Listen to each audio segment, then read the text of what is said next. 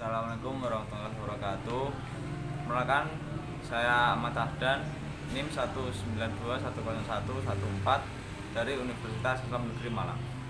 Di sini saya akan mencoba sedikit menjelaskan tentang konsep harta dalam Islam. Pertama, mari kita membahas pengertian harta. Dalam bahasa Arab yang bermakna condong, cenderung, dan miring. Menurut ulama Hanafi, harta adalah segala sesuatu yang dapat diambil, disimpan, dan dapat dimanfaatkan. Dan terdapat dua unsur, yakni harta yang dapat dikuasai dan dipelihara dan dapat dimanfaatkan menurut kebiasaan. Menurut pendapat jumhur ulama, selain ulama Hanafi, harta adalah segala sesuatu yang bernilai dan mesti rusaknya dengan menguasainya. Secara umum, harta ialah segala sesuatu yang menyenangkan hati manusia, mempunyai nilai dan manusia pelihara baik dalam bentuk materi maupun manfaatnya, serta bisa dikenakan ganti rugi bagi orang yang merusak atau melenyapkannya. Sebab pemilikannya dibagi menjadi 4 cara. Dengan cara pengembalian atau penguasaan harta yang diperbolehkan. Yang kedua dengan cara akad atau perjanjian, pemindahan milik atau al-uqud al-akilah lil milikiyah. Hal ini menggambarkan bentuk melalui transaksi yang dilakukan seseorang dengan lembaga hukum, seperti jual beli, sewa menyewa, pinjam meminjam. Dengan cara selanjutnya penggantian atau al-kholafiyah, artinya menempati atau mengganti kedudukan pemilik harta. Contohnya seperti menerima harta warisan dari orang yang mewarisinya. Dengan cara pertambahan atau kelahiran, hasil buah yang datang dari harta yang dimilikinya baik datang secara alami atau hasil usahanya, seperti buah dari pohon yang dimilikinya, bulu domba dari hasil domba miliknya, keuntungan dagang yang diperoleh dari hasil dagangnya. Lalu selanjutnya pemilikan tidak sempurna juga terbagi menjadi 4. Caranya, ijarah merupakan pemilikan manfaat dengan kewajiban membayar ganti rugi atau sewa, mengganti sewa rumah, hotel, dan lain-lain. Al-Arafah ini merupakan akad terhadap pemilikan manfaat tanpa ganti rugi, seperti seorang meminjam buku kepada temannya. Selanjutnya ada wakaf, merupakan akad pemilikan manfaat terhadap kepentingan orang yang diberi wakaf, karena wakaf itu adalah menahan atau mencegah benda untuk dimiliki seseorang dan menyerahkan manfaat tersebut kepada yang dikehendaki pemberi wakaf. Selanjutnya ada wasiat, yaitu pemberian yang berlaku setelah yang berwasiat wafat. Jadi wasiat merupakan akad yang bersifat pemberian sukarela dari pemilik harta kepada orang lain tanpa ganti rugi yang berlaku setelah pemberi wasiat wafat.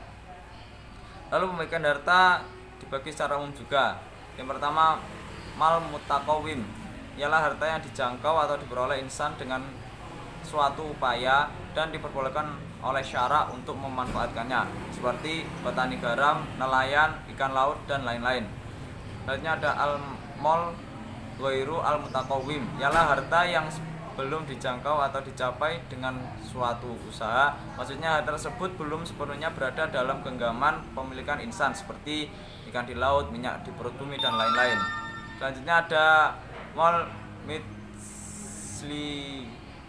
misli, ialah harta yang jenisnya mudah didapatkan di pasaran tanpa adanya perbedaan atas format fisik atau pembagiannya. Selanjutnya ada al-mal al-kim, ialah harta yang jenisnya sulit didapatkan di pasaran, seperti domba, tanah, kayu, dan lain-lain.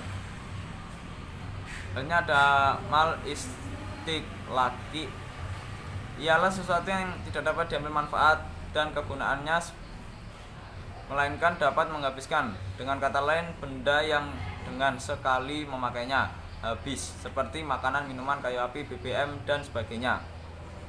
Dan ada mal istiqmail al-mal istiqlaqi, ialah sesuatu yang dimanfaatkan dengan memakai berulang-ulang kali, dalam materinya tetap berpelihara. Dengan kata lain, tidaklah habis atau binasa dengan sekali pakai, tetapi bisa dipakai lama berdasarkan tabiat masing-masing, seperti perkebunan, pakaian, rumah, tempat tidur, dan lain-lain sebagainya.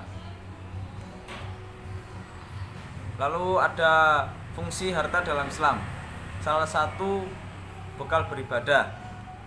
ada juga salah satu penunjang kehidupan, salah satu media untuk menguji keimanan manusia, meneruskan keberlangsungan hidup agar tak meninggalkan generasi yang lemah, menyelaraskan kehidupan di dunia dan akhirat, bekal menuntut ilmu, mewujudkan kehidupan bernegara dan masyarakat yang harmonis. Juga banyak lagi fungsi harta yang lain-lainnya. Lalu ada kedudukan harta dalam Islam. Harta memiliki kedudukan yang krusial dalam kehidupan seluruh umat manusia. Harta adalah penunjang segala aspek kehidupan manusia termasuk memenuhi kebutuhan pokok, sandang, pangan, papan. Dalam pandangan ekonomi Islam, harta yang kita miliki mengandung hak-hak orang lain yang bisa dikeluarkan dalam bentuk zakat, sedekah, dan infak. Karena harta adalah titipan, maka kita wajib menjaganya dan menggunakannya dengan sebaik-baik dan bijak-bijaknya. Tidak untuk berbuat maksiat, tidak juga untuk dia berhamburkan sesuka hati. Lalu ada hak, kewajiban, dan tanggung jawab pemilikan harta. Hak milik pribadi adalah hukum yang berlaku bagi zat, dapat dimiliki dan dimanfaatkan oleh siapa saja. Bisa berupa barang yang diambil manfaatnya seperti dalam sewa menyewa, atau barang yang digunakan untuk dihabiskan zatnya seperti barang yang dibeli. Hak milik bersama atau kelompok adalah telah ditetapkan menjadi milik bersama atau sekelompok kecil masyarakat yang boleh didaya gunakan tapi tidak boleh dikuasai secara pribadi. Hak milik negara adalah hak harta yang menjadi hak seluruh umat yang mengelolanya menjadi hak dan wewenang kepala negara dengan harapan dia bisa memberikan kesejahteraan dengan kebijaksanaan. Dan itu tadi sedikit tentang harta menurut sudut pandang Islam. Jadi Islam itu tidak melarang tidak melarang orang-orang Islam untuk menjadi kaya, tapi melatih supaya memiliki kepribadian yang bisa menggunakan secara bijaksana sehingga dapat bermanfaat bagi seluruh umat yang lainnya. Terima kasih, mungkin itu sedikit penjelasan dari saya. Wassalamualaikum warahmatullahi wabarakatuh.